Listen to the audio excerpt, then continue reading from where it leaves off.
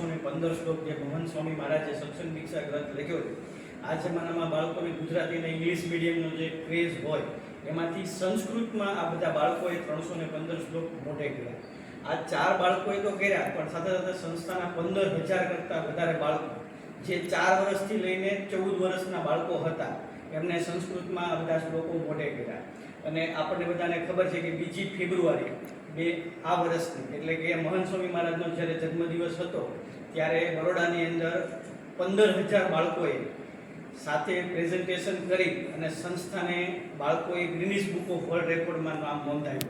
એટલે કે આપણી માટે બહુ ગૌરવની વાત છે કે આટલા સમૂહમાં આ બધા બાળકોએ સંસ્કૃતમાં ગરમીમાં જ્યારે પ્રેઝન્ટેશન કરવાનું હતું ત્યારે બપોરનો ટાઈમ હતો, એક સાથે બધા બાળકોએ 15,000 કરતાં વધારે બાળકોએ પ્રેઝન્ટેશન કરી.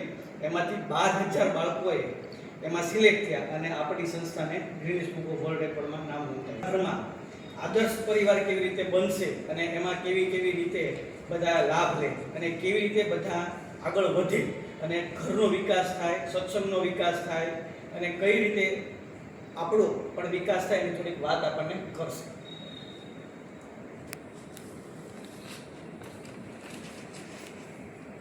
પહેલા પોસ્ટરમાં જોઈએ છે કે આ બાજુ આપણા ભારત દેશના રાષ્ટ્રપતિ અબ્દુલ કલામ, આ બાજુ આપણા સંસ્થાના ધર્મ પ્રવર્તક પ્રમુખ સ્વામી મહારાજ બેઠા છે.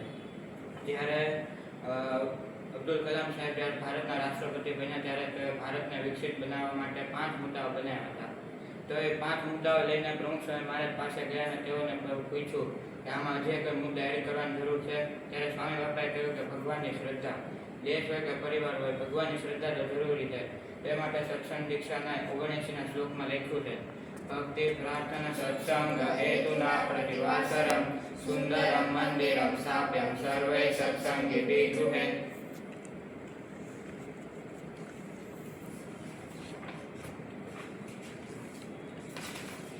આ પોસ્ટર જુઓ.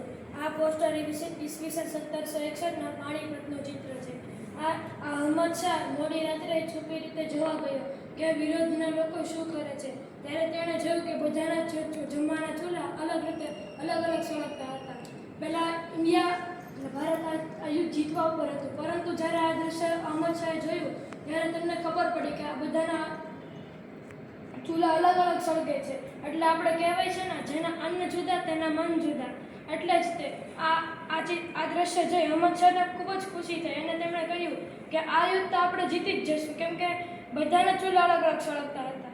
એટલે જ તો મહંત સ્વામી મહારાજે સત્સંગ દીક્ષાના 162માં શ્લોકમાં કીધું છે, યેવ રસવતી પક્વા મંદિરે તામ નિવેદયે ઉચ્ચારે પ્રાર્થના ભક્ત્યા તત પ્રસાદિતમ જમે. એટલે કે આપણે ઘરમાં જે પણ થાળ ધરાવીએ કરીએ તે પહેલાં આપણે મંદિરમાં ધરાવીએ અને પછી સમૂહમાં ભોજન કરીએ.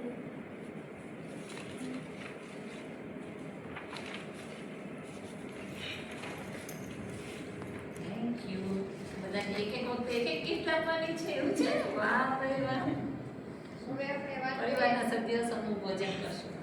આ પહેલા શ્લોકમાં જે લખેલું છે ને, પરિવારના સભ્યો ભેગા મળીને ઘર સભામાં દરરોજ આરતી કરવી, ઘર મંદિરમાં આરતી કરવી.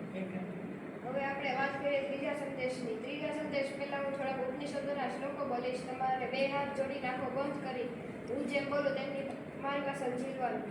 ઓમ માતૃદેવો ભવ, ઓમ માતૃદેવો ભવ, માતાને દેવ સમાન જાણો, માતાને દેવ સમાન જાણો, માતાની આજ્ઞાનું પાલન કરો, માતાની આજ્ઞાનું પાલન કરો.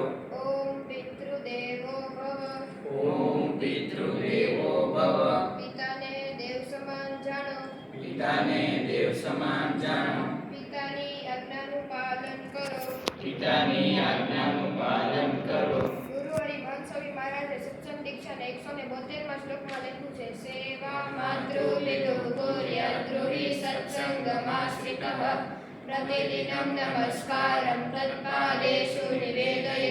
એટલે કે ગૃહસ્થ સત્સંગીઓએ માતા પિતાની સેવા કરવી તથા પ્રતિદિન તેમને નમસ્કાર કરવા. અને 173માં શ્લોકમાં લખ્યું છે, શ્વશુર પિતૃવત સેવ્યો વદ્વા શ્વશુશ્ચ માતૃવત સ્વગોત્રેવ શ્વશા પાલ્યા શ્વશ્વાભેશ્વશુરેણ ચ.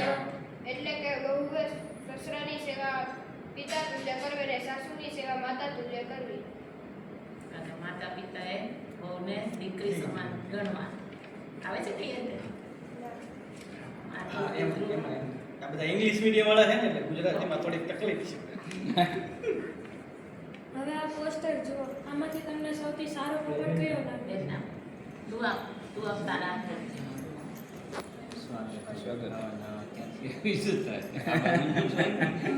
એ આપણને કઈ રીતે ખબર પડે? જ્યારે એની આપણે વાણી જોઈએ. વાણી એટલે બધાને તે આવકાર આપે અને આ બધાને તુકારેથી બોલાવે. એટલે જ તો મહાસ્વામી મહારાજે કીધું છે 162માં શ્લોકમાં કે સત્યમ વદેતિતાં ચૈવ વદેત્વાણી પ્રિયં તથા મિથ્યારોપ્યો ન વાદો ન કસ્મિંચિત ગણિચિજ્જને. અને 163માં શ્લોકમાં કીધું છે અન્યાવગુણ દોષાદિ વાર્તા કદાપી નોચરે તથાપિ અપ્રીતિશ્ચ હરે ગુરુ. એટલે કે આપણે બધાની સાથે ભાવથી રહેવું અને બધાના ગુણ ગાવા, અવગુણ ન ગાવા. જેની પાસે આવે તે પ્રશ્ન પૂછાય છે.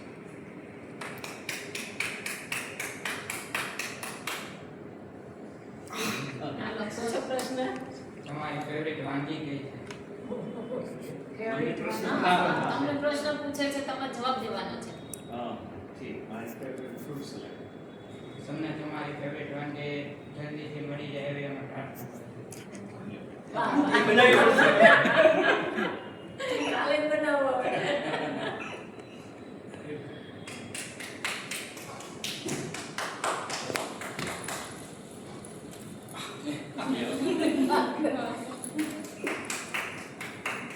એટલે હજી તો ફેરવવાનું છે ને, પણ પ્રશ્ન પૂછો બેટા. આમને પૂછો કે સ્ટોપ તમારી કરી તમારા ફેવરિટ રંગના કપડા જલ્દીથી મળી જાય.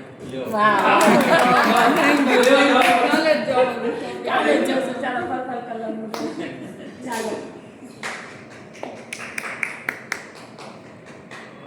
એ તમારી. હવે તમારી. તમારું ફેવરિટ કામ કયું છે? શું ફેવરિટ પ્લેસ સ્થાન? ફેવરેટ પ્લેસ મારું બિઝનેસ નું હોટલ ઓફિસ કઈ એરિયા? નહીં, તમારું ફરવાનું favorite. ફરવાનું ભાવનગર ફરવું તો નહીં નહીં, મહુવા કરો ને ભાઈ. મોવાની ભાવનગર મહુવા. ગામ જ